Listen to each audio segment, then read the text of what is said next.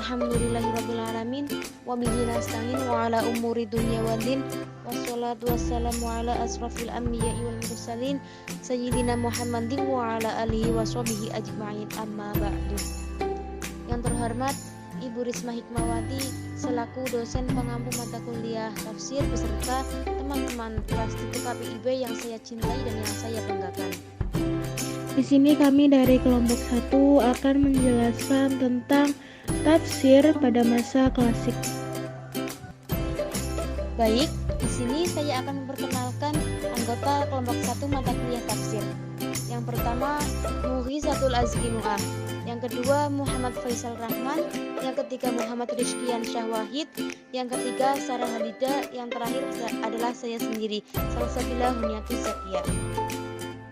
Baik, di sini kelompok 1 akan menjelaskan 4 poin tafsir pada masa klasik. Yang pertama, pengertian tafsir klasik. Yang kedua, karakteristik tafsir klasik. Yang ketiga, sumber penafsiran, dan yang keempat yaitu tokoh tafsir klasik. Pengertian tafsir klasik secara etimologi berasal dari bahasa Arab yang memiliki makna menjelaskan sesuatu dan menerangkannya. Secara terminologi, tafsir berarti penjelasan, penyingkapan, dan penampakan makna suatu kata. Epistemologi tafsir klasik pada masa Nabi Muhammad SAW. Tafsir masa Nabi Muhammad dan masa awal pertumbuhan Islam disusun secara pendek-pendek dan tampak ringkas. Bahasa yang dipakai Al-Quran merupakan bahasa Arab asli, karena penguasaan bahasa Arab yang murni pada saat itu cukup untuk memahami gaya dan susunan kalimat Al-Quran. Setelah masa Nabi Muhammad SAW, penguasaan bahasa Arab mulai mengalami peningkatan dan beraneka ragam karena akibat percampuran bahasa Arab dengan bahasa lain. Epistemologi tafsir klasik. Metode para sahabat dalam menafsirkan suatu ayat Al-Quran lebih dulu mencarinya dalam Al-Quran. Jika mereka tidak menemukan ayat yang bisa menafsirkannya, mereka beralih kepada sunnah atau hadis Nabi SAW. Kemudian, apabila mereka tidak menemukan ayat Al-Quran dan hadis Nabi SAW yang bisa menafsiri, mereka melakukan penalaran dan ijtihad dengan segala kemampuan yang dimiliki mereka. Para tabi'in berpijak pada dasar yang sama dalam meriwayatkan ayat Al-Quran, yaitu lebih dahulu merujuk Al-Quran dan berlanjut ke hadis Nabi SAW. Bila tidak ditemukan ayat Al-Quran atau hadis, mereka menafsirinya dari perkataan atau ijtihad para sahabat. Tabi'in baru melakukan ijtihad dalam melakukan penafsiran ayat-ayat Al-Quran setelah ketiga tahap di atas tidak mendapatkan hal-hal yang bisa dijadikan pijakan untuk menafsiri sebuah ayat. Langkah terakhir yang mereka lakukan dalam melakukan penafsiran adalah bertanya kepada ahli kitab. Perujukan kepada ahli kitab juga semakin sering dan semakin mudah dilakukan oleh mereka, warisi dari para pendahulunya. Dilanjutkan oleh pemateri selanjutnya. Ya, kali ini saya akan menjelaskan tentang karakteristik tafsir. Mayoritas tafsir yang berkembang pada periode klasik menggunakan metode ta'lil.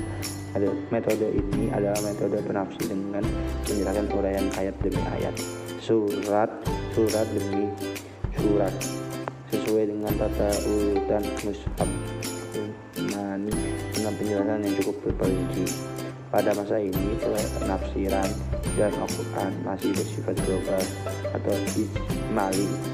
Metode yang digunakan yaitu bil maksul syia, itu Al-Quran bil Al-Quran, Al-Quran bil al-hadis, dan Al-Quran bil kahad sahabat. Lalu selanjutnya, karakteristik tafsir masa klasik ditinjau dari segi corak dan pendekatan. Yang pertama, corak linguistik.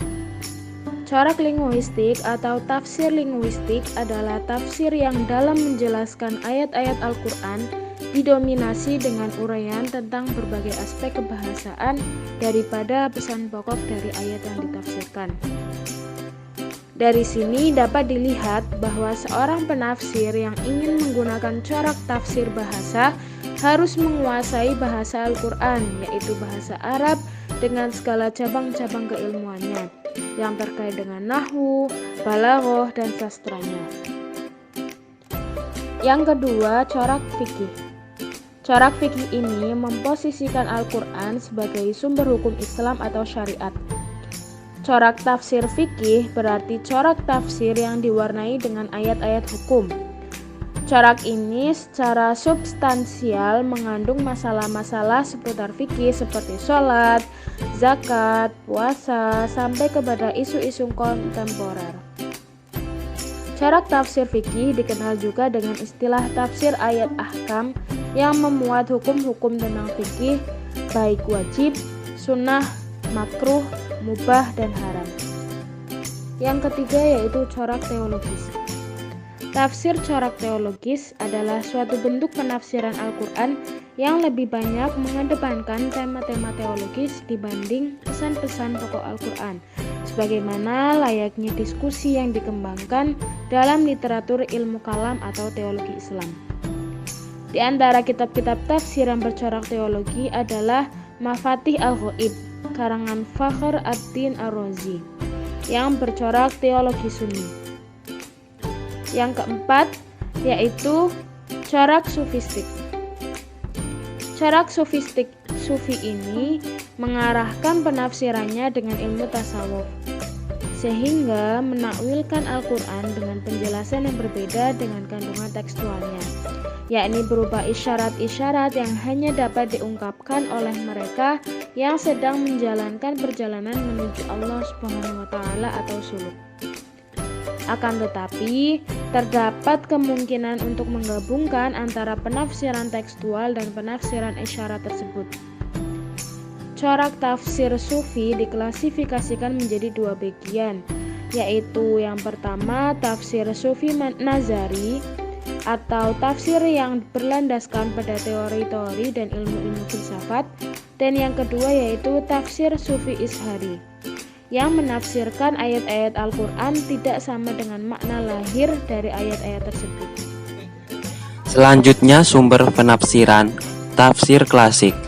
Tafsir bi al-ma'thur adalah tafsir yang berdasarkan pada kutipan-kutipan yang sahih, yaitu menafsirkan Al-Quran dengan Al-Quran, menafsirkan Al-Quran dengan hadis, karena hadis berfungsi sebagai penjelas Al-Quran, menafsirkan Al-Quran dengan pendapat sahabat, karena mereka adalah orang yang paling memahami Al-Quran dan menyaksikan turunnya wahyu, dan penafsiran Al-Quran dengan pendapat tabi'in, karena pada umumnya mereka menerima tafsir dari para sahabat. Tafsir bi al-ra'i adalah tafsir yang bersumber dari ijtihad yang didasarkan pada kaidah penafsiran yang benar dan tidak hanya bersandar pada ijtihad semata atau hawa nafsu. Tafsir bi al-ra'i dibagi menjadi dua, yaitu tafsir mahmud atau tafsir al-masyru' dan tafsir majmun atau tafsir al-batil. Tokoh tafsir masa klasik pada masa sahabat ada 7, diantaranya Ibnu Mas'ud, Ibnu Abbas, Zaid bin Tasbit, Abu Musa al-Asy'ari, Anas bin Malik, Jabir ibn Abdullah ibn Amr, dan Abu Hurairah. Sekian presentasi yang dapat kami sampaikan, kurang lebihnya mohon maaf. Wassalamualaikum warahmatullahi wabarakatuh.